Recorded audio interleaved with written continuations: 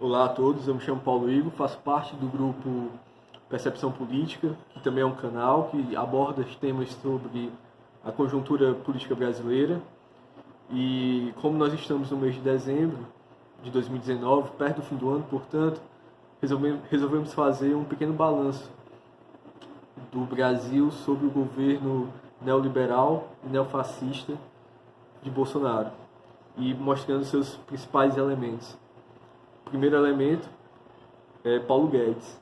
Sem dúvida nenhuma, é a representação da elite brasileira, é a voz dos fundos de pensão e de investimento internacionais, é a voz do rentismo, do neoliberalismo, representa o capital que tenta se sobrepor ao mundo do trabalho, que tenta se sobrepor à seguridade social e previdenciária.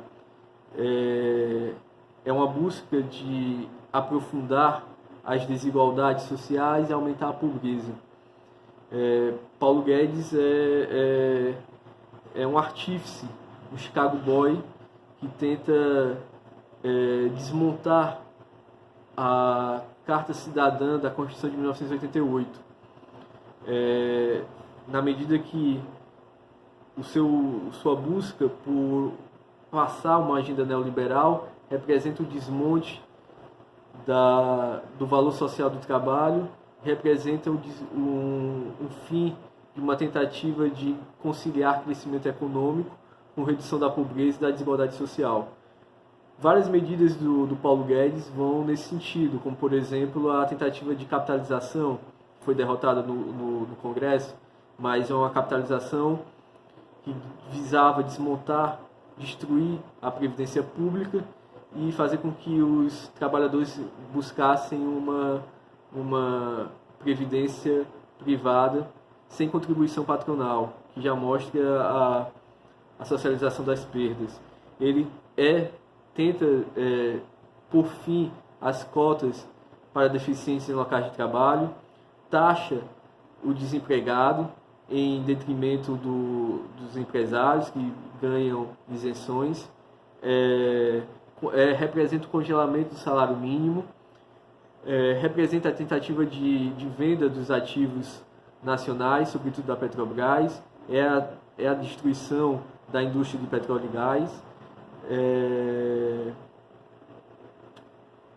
representa o estrangulamento do Bolsa Família, das políticas sociais compensatórias, enfim, é a figura do atraso, já mostra isso quando em sua política cambial também, quando faz o dólar disparar em detrimento do real, e ao mesmo tempo desvaloriza o real, o preço do real. Então é um governo que é uma parte do governo que mostra claramente um Brasil que tenta se reposicionar numa condição de colônia. O segundo ponto desse atual estágio, desse atual governo, é a própria figura do Bolsonaro e de seu clã. Se Paulo Guedes representa os crimes do capitalismo financeiro, o Bolsonaro e seu clã representam propriamente a bala, o crime organizado, a relação promíscua com as milícias. Por exemplo, Flávio Bolsonaro já é um notório apoiador das milícias. Quando era político do Rio de Janeiro, homenageou 23 militares envolvidos em homicídios e corrupção. Já empregou parentes como mãe e esposa do afastado policial militar Adriano Magalhães da Nóbrega, um notório miliciano, que foi expulso da polícia, no esquema de rachadinhas em que se desviava dinheiro público para a compra de imóveis e franquias de multinacionais envolvendo o gabinete de Flávio Bolsonaro. O mentor dessas rachadinhas é a figura do Fabrício Queiroz, que, assim como Adriano Magalhães da Nóbrega, faz parte das milícias do Rio das Pedras. Então, claramente percebemos um conluio, um diálogo promíscuo, enojante do governo Bolsonaro com os milicianos. Além disso, o escritório do crime, que é um órgão armado, um braço armado da milícia do Rio das Pedras, que, como já falei, faz parte Adriano Magalhães e Fabrício Queiroz. O escritório do crime é um grupo de extermínio ligado ao Rio das Pedras, que é responsável pelo assassinato da vereadora política do PSOL, Marielle Franco, e esse escritório do crime tinha como Marielle Franco e que estavam envolvidos Rony Lessa e Écio Queiroz, duas figuras envolvidas no escritório do crime, e que tem fotos com o Bolsonaro. Inclusive Rony Lessa é vizinho do Bolsonaro, mora no condomínio Vivendas da Barra, que é o mesmo do Bolsonaro, vizinho, com relações, com fotos, com jantares, com a figura do presidente. Vale lembrar que Rony Lessa na casa de Rony Lessa foi encontrado a maior apreensão de armas no Brasil, a segunda maior apreensão de armas no Brasil. Então, é muito estranho, né, uma figura como Rony Lessa e Écio Queiroz envolvidos, diretamente ligados ao departamento do crime, ao escritório do crime, à milícia do Rio das Pedras, ter uma relação de amizade, de proximidade e até de vizinhança com o atual presidente, o que mostra um envolvimento, uma relação estranha entre o clã Bolsonaro, o próprio Bolsonaro, com os crimes organizados do Rio das Pedras. Na verdade, esses dois elementos já citados, tanto o neoliberalismo de Paulo Guedes e o neofascismo de Bolsonaro, se retroalimentam nesse caso, no sentido de uma agenda de desmonte do setor público, de desmonte das políticas sociais, juntamente com um avanço do autoritarismo, da violência do Estado, capitaneado pelo regime miliciano. O terceiro ponto, o terceiro elemento desse atual governo é o Sérgio Moro, que representa a chancela da classe média em torno de um projeto político ligado ao neofascismo e ao neoliberalismo, já citado antes. O Sérgio Moro representa a força da Lava Jato, que impediu a participação do candidato líder de pesquisa, do presidente Lula, e que favoreceu a eleição do Bolsonaro. Sérgio Moro, nesse momento, representa o apoio da classe média ao atual governo.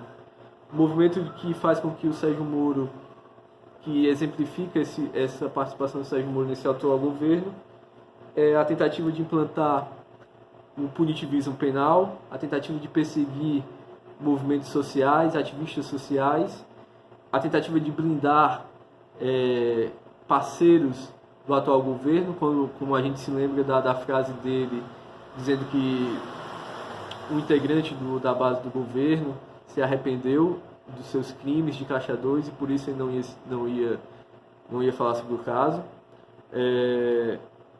A tentativa de dominar a COAF, né, para as transações financeiras, a tentativa de federalizar as investigações sobre o caso Marielle também já é outro ponto que faz com que ele tente salvaguardar, proteger o clã Bolsonaro das investigações e de possíveis prisões.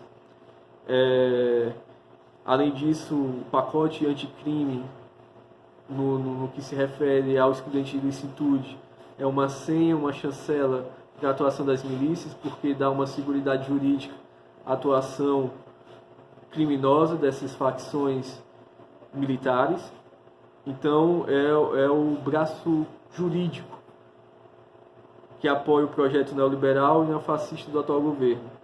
O terceiro ponto, o quarto ponto, aliás, o quarto elemento desse atual governo é Ricardo Salles, que já é a representação da força do capital, a força da elite econômica em desmontar o meio ambiente.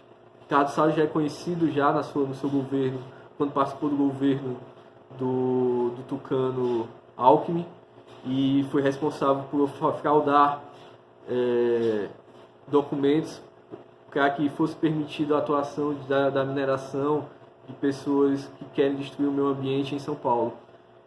Toda a política do Ricardo Salles vai no sentido de flexibilizar, desmontar o IBAMA para que as ações de destruição ao meio ambiente sejam permitidas, para que o loteamento, a transformação da Amazônia em pasto para o agronegócio seja possível. É nesse sentido que ocorreu aquelas grandes queimadas na Amazônia. Atrelada a ele, naturalmente, está a Tereza Cristina, quando ela permite, essa ministra permite que mais de quase 400 agrotóxicos sejam permitidos, sejam utilizados na produção agrícola. Isso já acarretou a morte de 15 milhões de abelhas. E, para quem não sabe, 15 milhões de abelhas, as abelhas fazem parte do processo de fotossíntese, então é uma destruição de fato ao meio ambiente, ou vai no sentido de destruir, né, a saúde dos consumidores, da população brasileira, que consome cada vez mais agrotóxicos dentro da produção de alimentos. Além desses 4 pontos elencados, há as figuras bizarras, como Ernesto Araújo, Damares e Abraham Weintraub. São ministros responsáveis pelas cortinas de fumaça, de falas histriônicas, falas polêmicas, falas sem embasamento teórico, que servem para servir de pano de fundo, de cortina de fumaça, para que as perversidades desses ministros, do próprio presidente, sejam passadas sem grandes questionamentos da opinião pública, que vai sendo engabelada por esse discurso bizarro, medonho desses ministros. Além de empoderar a militância, né, de fazer com que a militância fique engajada, que defenda o atual governo. Além disso, esse ponto bizarro do governo Bolsonaro serve para a perseguição à cultura, a perseguição aos intelectuais, a perseguição à ciência, a perseguição à cultura, a perseguição ao conhecimento, a perseguição às universidades. É um ponto do fascismo, que é a negação, a valorização da ignorância, da falta de conhecimento e a perseguição ao conhecimento, no claro propósito de desmobilizar, despolitizar e de infantilizar o eleitorado. E o último elemento do governo é referente aos militares. Os militares servem para criar um clima de medo de um possível golpe, uma possível ameaça, uma possível volta à ditadura. É um recado aos 20%, 30% mais alinhado do eleitorado à esquerda, uma clara demonstração: olha, se vocês discordarem de maneira mais veemente, se vocês forem às ruas para questionar essa política neoliberal e neofascista do atual governo, que está inteiramente alinhada aos interesses americanos, chineses, nós poderemos voltar e instaurar um regime de terror, um regime ditatorial. Então, basicamente é isso. Esses são os principais pontos do atual governo e seu alinhamento político, ideológico, econômico. Abraço.